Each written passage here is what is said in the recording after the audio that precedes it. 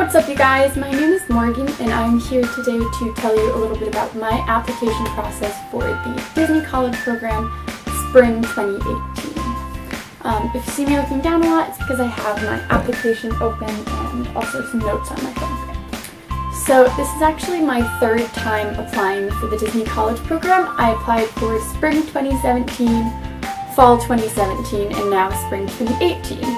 Both of the first times I applied, I was instantly put into submission.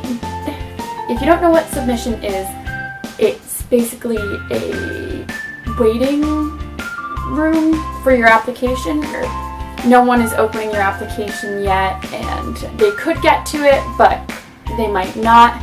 I applied the first day, apps dropped all 3 times. I wasn't gonna do that because I was put in submission the 2 times before, but I kind of impulse applied and decided, hey, what the heck? If they don't like me on the first day, they're not going to like me on the 3rd day either. So I impulse applied after a whole summer of revamping my application and my work experience and changing majors, and to me it just seemed like it's now or never. So I sent in my initial application, and about an hour later, I got my web-based interview. So this video is mainly about the initial application, but I will also do videos later on my web-based interview as well as my phone interview. Tip number 1 for the initial application is to make sure you're not rushing through it.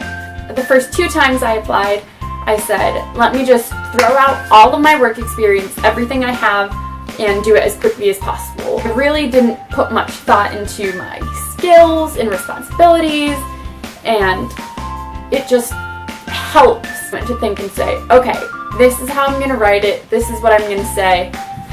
Tip number 2 is to make sure that all of your education is up to date. The first 2 times I applied, I went to a different college and I had a different major. So this time around I made sure I updated my education, that I had transferred schools, and that instead of being a nursing major, I was now an elementary education major. Tip number 3 is to make sure that you put as much work experience as you think will actually benefit your application. I know there's a lot of controversy sometimes about putting too much work experience. Personally, for me, it seemed to work out that I put all of the work and volunteer experience that I've ever had. In particular, when I had my phone interview with Lynn, she talked a lot about the different work experiences I had and how it was beneficial that there were different responsibilities and skills. My 4th tip comes in the form of responsibilities and skills. This is another controversial thing. I just want to tell you what worked for me. People talk about bullet lists, people talk about paragraphs. Personally, for me, what I did to get through was I did just commas.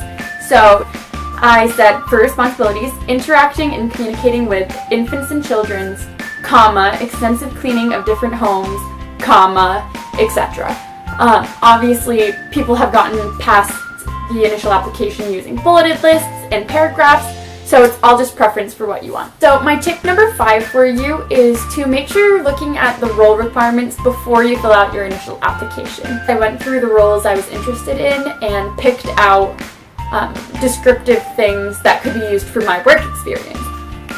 For an example, for attractions, it said maintaining safety standards, memorizing spiels, and I made sure to put in my work experience skills.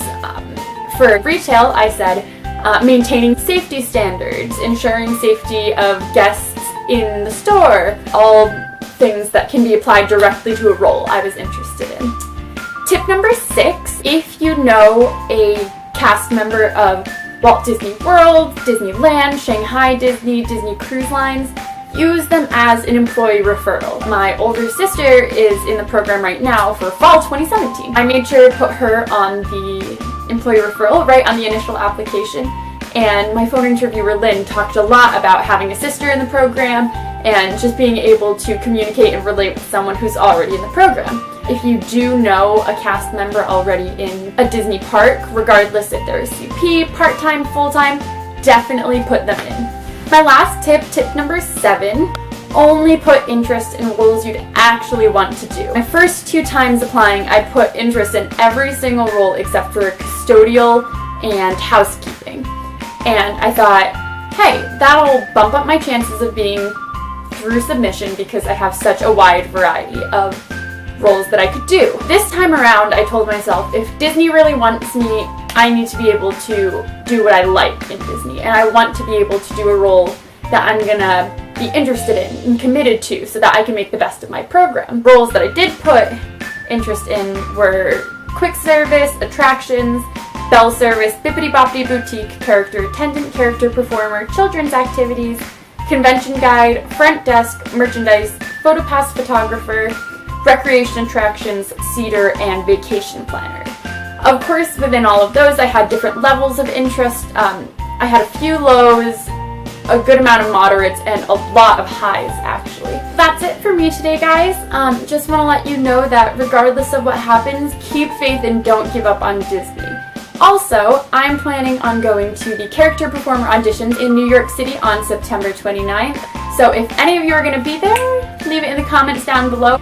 Again, this is my third time applying and my first time making it to both the web-based interview and through the phone interview.